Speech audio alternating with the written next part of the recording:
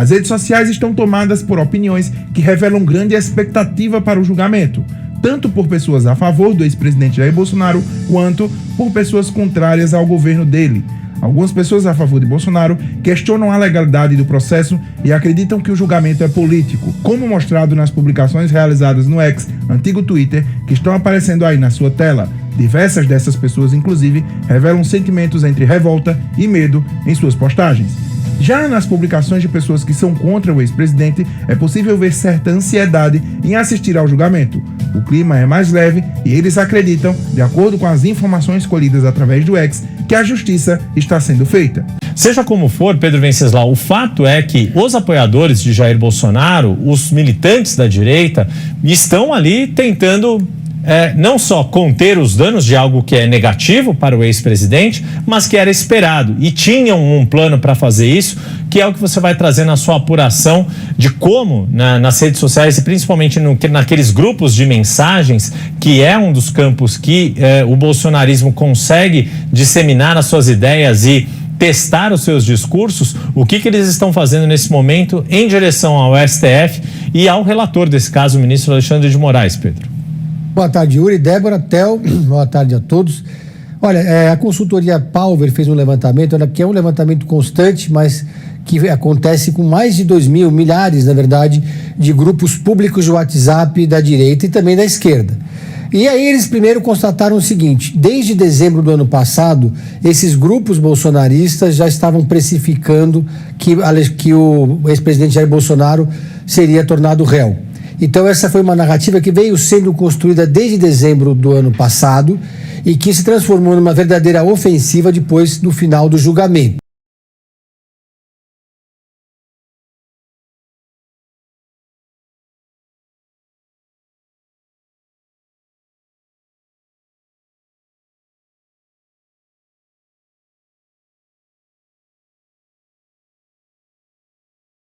Eu vou ler o manifesto do Sem Mídia, que foi subscrito por centenas de pessoas no blog. Em 15 de setembro de 2007, o jornal registrou aqui que foi organizado por Eduardo Guimarães. Em 2009, o Blog da Cidadania convocou outra manifestação diante da Folha de São Paulo. No dia 9 de março de 2009, o Blog da Cidadania convocou nova manifestação por conta de que o jornal disse que a ditadura militar brasileira tinha sido uma dita branda. Mais uma vez, o movimento foi convocado pelo blogueiro Eduardo Guimarães. Mais uma vez, a mídia alarma a sociedade, empresários postergam investimentos, consumidores param de comprar, as demissões chegam a centenas de milhares.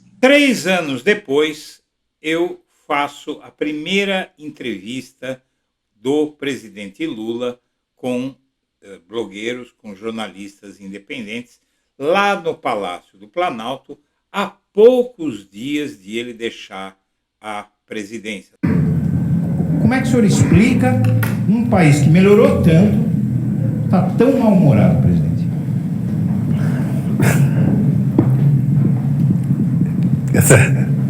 Eu de vez em quando Isso é uma cortina de fumaça para esconder os escândalos do governo, o Porteiro, o Queiroz e os maus resultados na economia. Olha, eu acho que o que foi feito ontem foi um show que a Lava Jato faz desde que nasceu. A Polícia Federal cumpriu um mandado de busca e apreensão e um outro de condução coercitiva contra Eduardo Guimarães, que é responsável pelo Blog da Cidadania. Em março do ano passado, com uma semana de antecedência, Guimarães publicou que o ex-presidente Lula seria alvo de uma das fases da Lava Jato. Agora, com a condição coercitiva do blogueiro Eduardo Guimarães, muitas pessoas começaram a levantar a tese de que isso foi para conseguir alguma prova contra o ex-presidente Lula. O senhor enxerga assim? Olha, eu não tenho detalhes sobre o procedimento do Eduardo, mas o que eu vi é que houve ali mais uma violação. Eduardo Guimarães, do Blog da Cidadania. Boa tarde, senhoras e senhores. Boa tarde, presidente Lula. Primeiramente, eu gostaria que nós nos congratulássemos pela mudança de cenário em que nos encontramos, na situação em que nos encontramos. Eu acho que vale alguma comemoração, porque hoje nós temos esperança. Boa tarde, senhoras e senhores. Hoje é 1º de abril de 2025. São 18 horas e 30 minutos. Minha amiga, meu amigo, a ofensiva de Carlos Bolsonaro nas redes, enquanto o STF julgava seu pai, pode se tornar um grande problema para o ex-presidente. Vamos entender. Após descoberta de fraude de Bolsonaro nas redes, durante o dia do julgamento, o Supremo Tribunal Federal já estuda tomar uma medida cautelar sobre o uso que o ex-presidente faz da internet. Vai se mostrando cada vez mais insustentável evitar medidas cautelares contra Bolsonaro. Nesta terça-feira, descobriu-se que ele usou robôs para atacarem o tribunal durante seu julgamento na semana passada.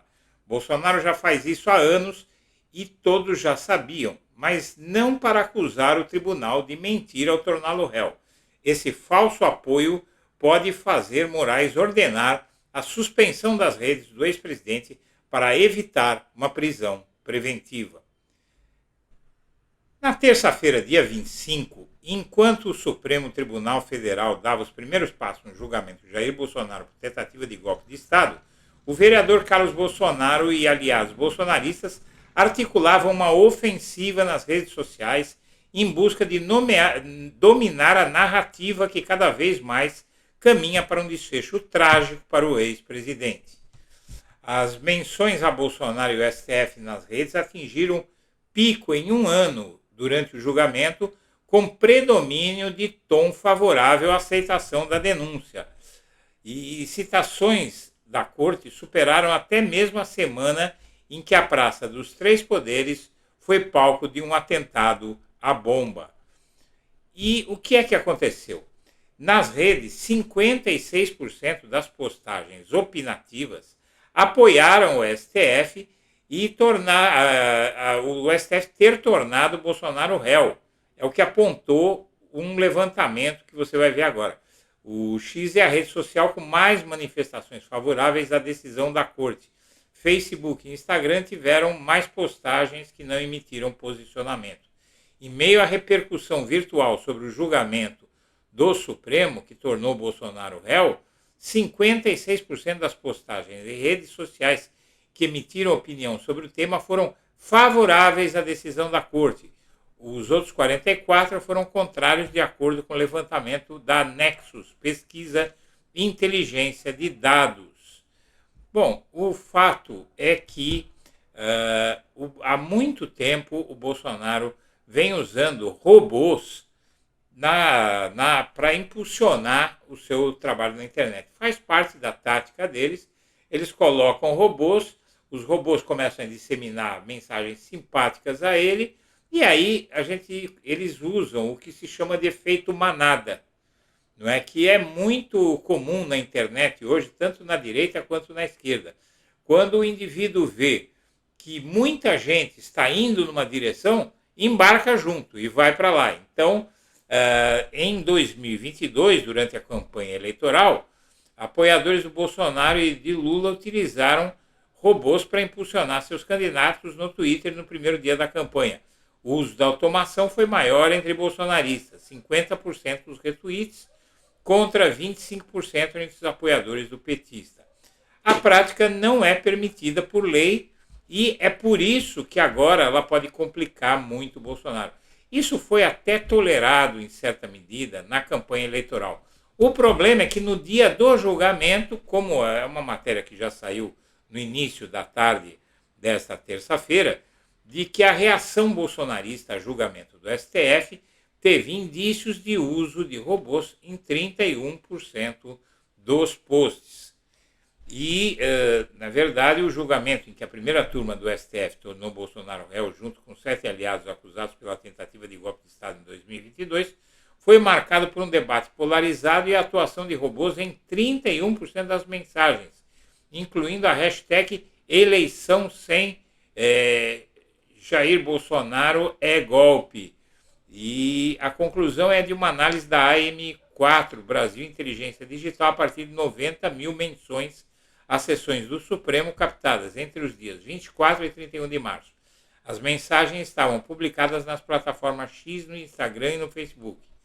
Na base de apoio de Bolsonaro, no X, a tag "Eleição sem Jair Bolsonaro é golpe" ganhou tração em referência à inelegibilidade do ex-presidente para o pleito de 2026. Ou seja, ele fraudou ataques, ele forjou ataques ao STF. Isso é diferente de forjar ataque numa eleição. E o fato é que essa malandragem pode complicar o Jair. Por que é que pode complicar o Jair?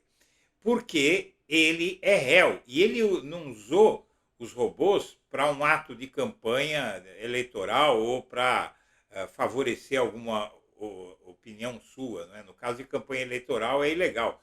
No caso de ele estar atacando os juízes que o estão julgando, isso é considerado, vai ser considerado muito mais do que legal. Vai significar uma tentativa de obstruir a justiça. E eu, agora à tarde, eu procurei algumas fontes e eu apurei, o que eu apurei eu vou passar para você. O STF não quer prender Jair Bolsonaro. Quer evitar medidas mais fortes, como tornozeleira. Mas, a continuar desse jeito, com o Bolsonaro fraudando, pagando para criar ataques nas redes sociais aos juízes que o estão julgando, isso vai ter que ter alguma medida cautelar. A mais básica, talvez, eles comecem pela mais básica, que seria tirar as redes de Jair Bolsonaro, que são pilotadas, inclusive, pelo filho dele, o Carlos, como você viu agora no começo da edição. Então, minha amiga, meu amigo, o Bolsonaro está demonstrando um desespero fora do comum e esse desespero já faz os juízes coçarem a cabeça, e a Procuradoria-Geral da República também, porque hoje mesmo eu demonstrei no Primeiras Notícias, aqui no blog da Cidadania, como o filho dele, filho 03 do Jair Bolsonaro, o Eduardo, e a família já estão instalados nos Estados Unidos. Na Argentina, o Léo Índio acaba de enviar uma carta dizendo que não volta para preservar o seu direito de ir e vir, então ele não vai responder o julgamento, e aí a necessidade de medidas cautelares contra o Bolsonaro, segundo a fonte que eu consultei, vai tornar impossível que o Jair Bolsonaro, no mínimo, não perca suas redes sociais. Senhoras e senhores, eu agradeço a atenção e deixo meu abraço para todo mundo.